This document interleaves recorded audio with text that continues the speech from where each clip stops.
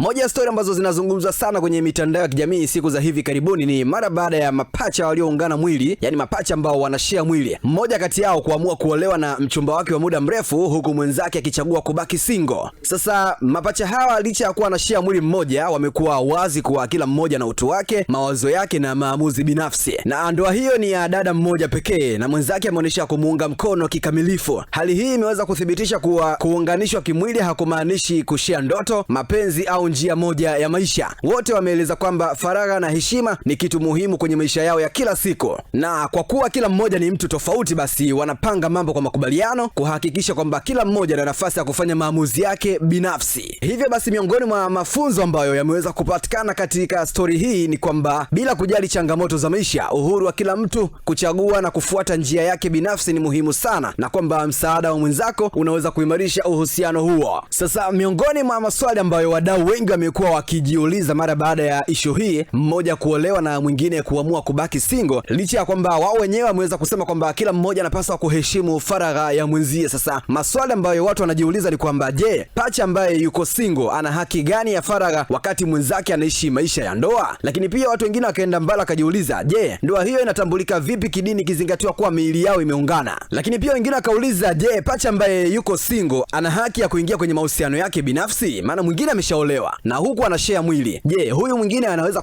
kuingia kwenye mahusiano yake binafsi? Lakini pia wengine wakasema sawa, huyu mmoja ameolewa na mwingine hajaolewa. Je, inapofikia swala la maamuzi ya kifamilia kwa huyu mmoja ambaye ameolewa, kama vile kupata mtoto, yanafanywaje wakiwa katika hali hiyo? Hayo ni baadhi ya maswali ambayo watu wengi wamekuwa wakijiuliza. Dondosha maoni yako kwenye sehemu ya comment kuhusiana na swali hili. Una kipi cha kuweza kuzungumzia? Jina langu ni H+ na hii ni Global TV.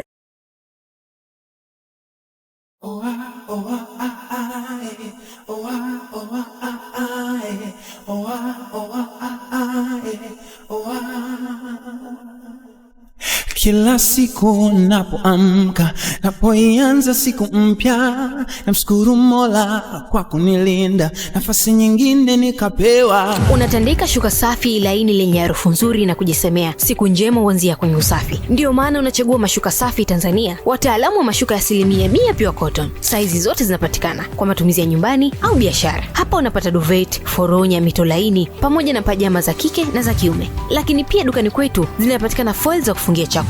Zinatunza joto, zinatunza ladha, chakula kinabaki fresh kama kimetoka jikoni. Utajipatia pia mifuniko ya kufunikia matunda. Kwa hafla, sherehe au biashara yako, tunazo paper plate imara na container za chakula. Vinywaji navyo havijasaulika. Tuna plain glass kwa vinywaji vyako, tuna color cup, paper cup, mirija ya kunywea, vijiko, vikombe vya chai, vikombe vya alkasusi na stiki za mishkaki, vyote vipo. Usizunguke sana. Dukani kwetu ndipo suluhisho la biashara na matumizi ya nyumbani yalipo. Mashuka Safi Tanzania ndipo suluhisho lilipo. Utapata kwa bei za jumla na rejareja. Tunapatikana Mikocheni A Tuvikiwa Street, jirani kabisa na makao makuu ya Vunja Bei, au wasiliana nasi kwa simu namba 0715267461 au Instagram utatupata kwa jina la Mashuka Safi_TZ.